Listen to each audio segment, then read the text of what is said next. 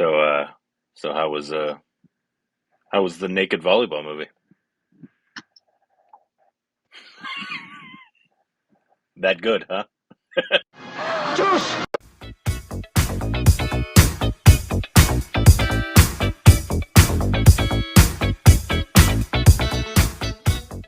Hey, welcome back to our stupid reactions, idiots. I'm Corbin. I'm Tom Cruise. And well, that's not true. If you were, you'd have a much better bank account, and we'd be able to have much better setup here. So I'm very mad at you if you True. actually are Tom Cruise, That's true. for not I've sharing been your wealth. withholding. I mean, hey, look up my net worth. I'm catching up to him.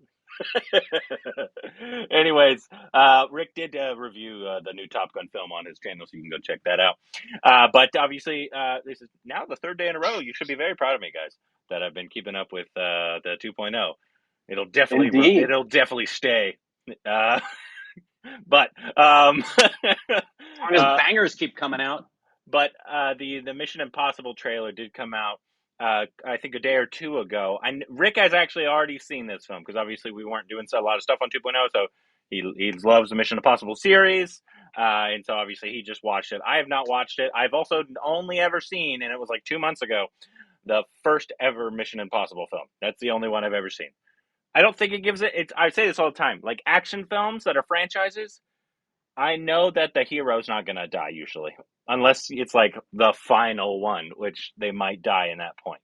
But they usually always leave it open, so it's not really a spoiler that Tom Cruise is still alive. I doubt.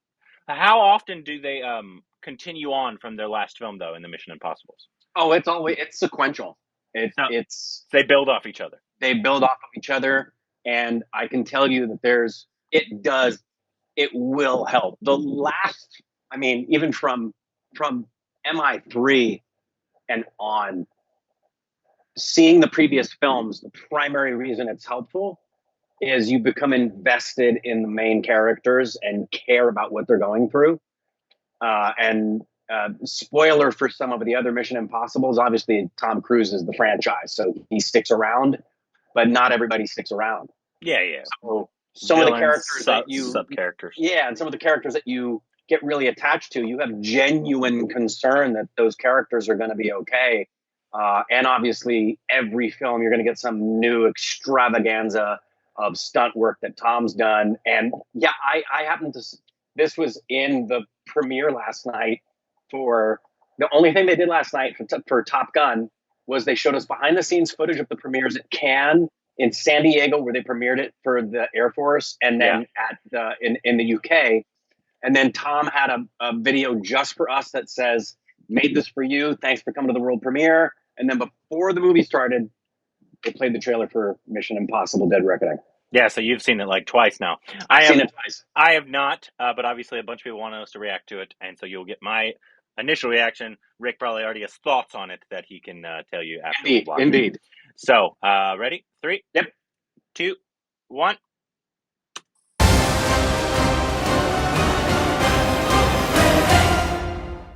So they're making this film in 2 parts? Correct. Oh, okay.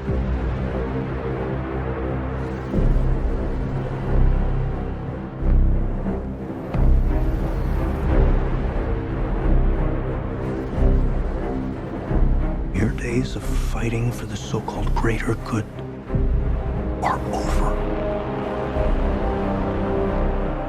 This is our chance to control the truth, the concepts of right and wrong for everyone for centuries to come. You're fighting to save an ideal that doesn't exist.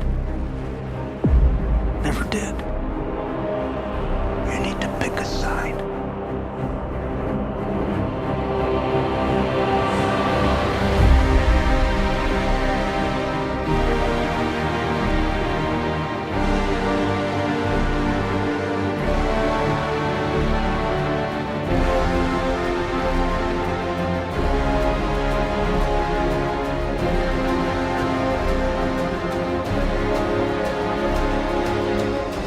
Oh, wow.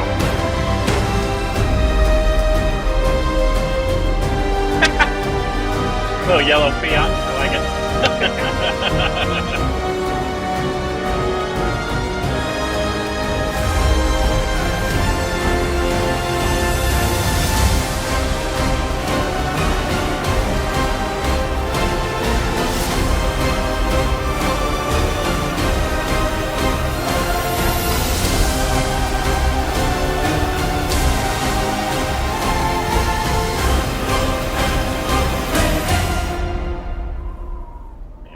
he actually did this. You bet.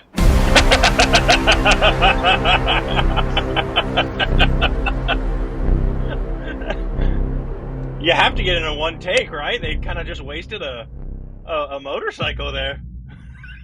They sure did. You kind of just like, all right, this motorcycle. It was probably a gutted. I bet. Or maybe it was probably a gutted motorcycle that they rigged explosives on the ground, and they probably had it maybe on wires. Probably the motorcycle, so they could probably control it, and then obviously exactly, so it doesn't hit Tom. Yeah, so I'd assume obviously Tom actually did it, and then obviously jumped out, and that's not really crazy for him nowadays, right? It's not at all. He does every stunt. He does all of his own stunts always. Driving stunts, flying stunts. He drove that train off of the cliff? Probably did. So what'd you think? It looked big. I mean, obviously I had zero clue. I was like, it seems like every single Mission Impossible trailer or like spy film Bond, it's always after the first one, it's like, you're done now. You have to retire. Pick a side. Right. That's every single spy film after the first one, and now they're after you and blah blah blah. So I don't know the actual story, but obviously all the action looked pretty badass. So do you consider Mission Impossible to have gotten better since the first one? Like they've oh my goodness, yes. Outside of the second one, right? Everybody talks about this. Like my Patreon's over on my channel. We talked about this when the trailer came out. Yeah. And everybody agrees. The MI fans who've seen all the films and wait for them to come out, number 2 is like Rocky 5. Throw it away. It shouldn't even be in the lexicon of the MI films. Skip 2. From 3 on, they get better.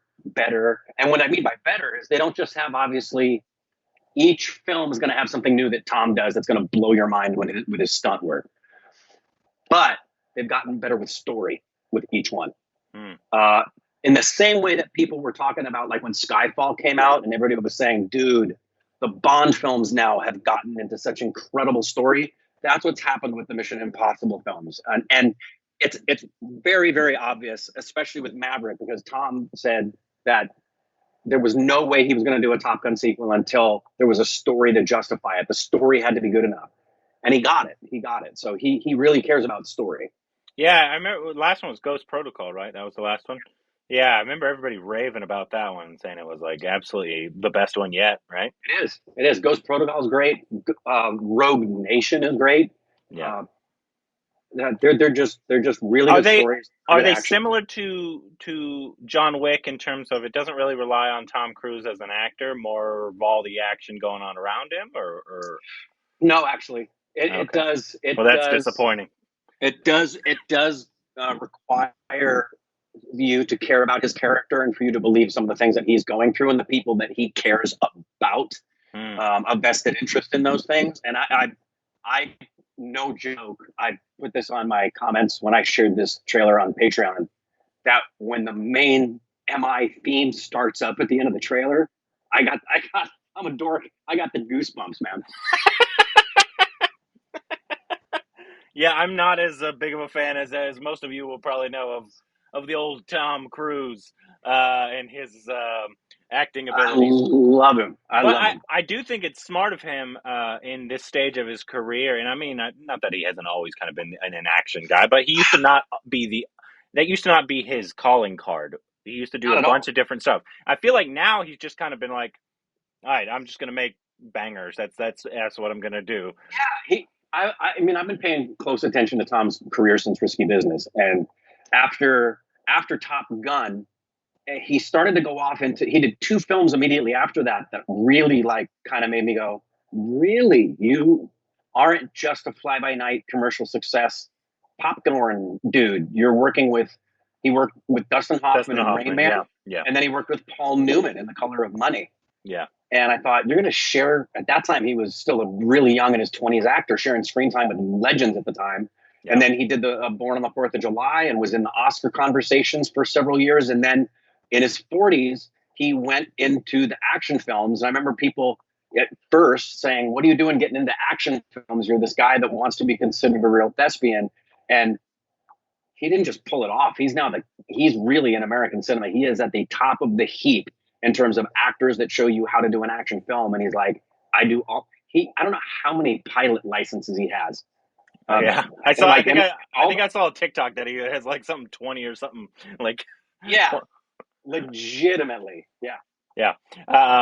Do you think I would like the second Top Gun? Because I wasn't a huge fan of the first one. But I saw it like 2 years ago for the first time. So. Yeah, 2 years ago is probably recent enough. I watched it again yesterday before we went and saw it, and it helped refresh my memory. And this picks up seamlessly. There's a lot of homages without being cheeky or cheesy at all. Miles is perfectly cast as the character he plays. I'm not saying anything other than that. The rest of the supporting cast is extremely good. Most important of all, the story is really good. It gives you everything you want, but he's related to Goose somehow, isn't he? The sound and the cinematography is magnificent. And if you can handle the 4D, if you don't get motion sick, I do. Really highly recommend seeing it in 4D if you can. Well, maybe I'll see it when it comes out on my couch. No, you gotta see this in theaters. It's why Tom waited so long to he was never going to let this go to streaming. This is a cinematic experience. I don't think he was waiting for me, Rick. He was waiting to put it in theaters. It's a crime not to see Maverick in theaters. Anyways, let us know what you guys thought about the trailer. What is your favorite Mission Impossible? Maybe on 2.0 I'll do like American watches Mission Impossibles for the first time. Like watch all the Mission Impossibles. Yes, you should. Absolutely. You've got a year to do it. This doesn't come out till next summer. Oh, does it not? Yeah, summer of 2023. Oh, well, we'll see. Anyways, let us know what you thought about the trailer down below. Juice!